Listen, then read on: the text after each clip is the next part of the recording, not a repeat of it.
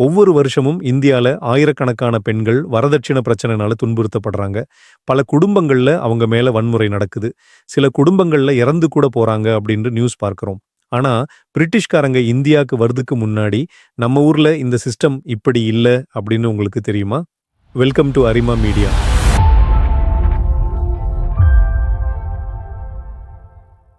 பழங்கால இந்தியால மாவுரியர்களுக்கு முந்தைய காலத்துல இருந்தே ஒரு கான்செப்ட் இருந்தது.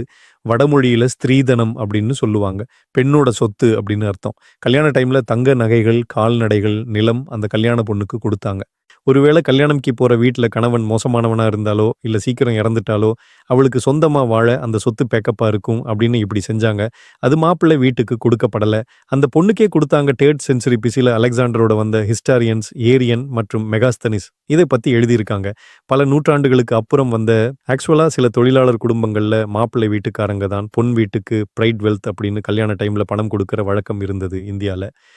அப்படின்னா இன்னைக்கு நாம பார்க்குற டவரி சிஸ்டம் எப்ப மாறுச்சு? இங்க ஆங்கிலேயர்கள் வந்ததுக்கு அப்புறம் அவங்க நம்ம நிலங்களை மட்டும் எடுக்கல. அப்ப இருந்த சட்டங்களையும் மாத்தி எழுதினாங்க.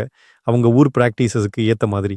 1793 பெர்மனன்ட் செட்டில்மெண்ட் ஆஃப் பெங்கால் அப்படின்னு ஒண்ணு லார்ட் கார்ன்வாலிஸ் இன்ட்ரோடியூஸ் பண்ணாரு. நில உடைமை லேண்ட் ஓனர்ஷிப் ஹெரிடிட்டரி அப்படின்னு மாறுச்சு. அதுவும் அந்த இன்ஹெரிடன்ஸ் உரிமை ஆண்களுக்கு மட்டும்தான், பெண்களுக்கு இல்ல. அதே சட்டத்தின்படி ஒருவேளை யாராவது வெள்ளைக்காரங்களுக்கு லேண்ட் டாக்ஸ் கட்டாம இருந்தா அவங்க நிலங்கள் ஏலம் விடப்படும். அப்படித்தான் பல ஜமீன்தார்கள் கையில நிறைய நிலம் வந்து சேர்ந்தது. பெண்களோட சொத்து உரிமை 2யுமே பறிச்சிட்டாங்க பிரிட்டிஷ். பெண்கள் சொத்துல பங்கு பெறவோ, நிர்வகிக்கவோ உரிமை அளந்துட்டாங்க அந்த சட்டத்து மூலமா. இமேஜின் பண்ணி பாருங்க.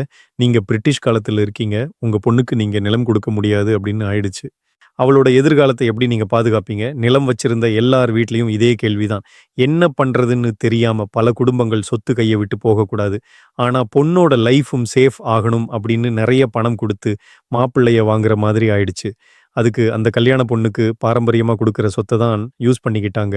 ஒரு பொண்ணோட இன்ஹெரிட்டன்ஸ் இப்படிதான் மாப்பிள்ளை விட்டு இன்கமா மாறிடுச்சு. அப்படிதான் ஸ்திரீதனம், அதாவது பெண்ணோட சொத்துன்னு இருந்தது வரதட்சிணை, அதாவது மாப்பிள்ளைக்கு குடுக்கிற காசு அப்படின்னு மாறுச்சு.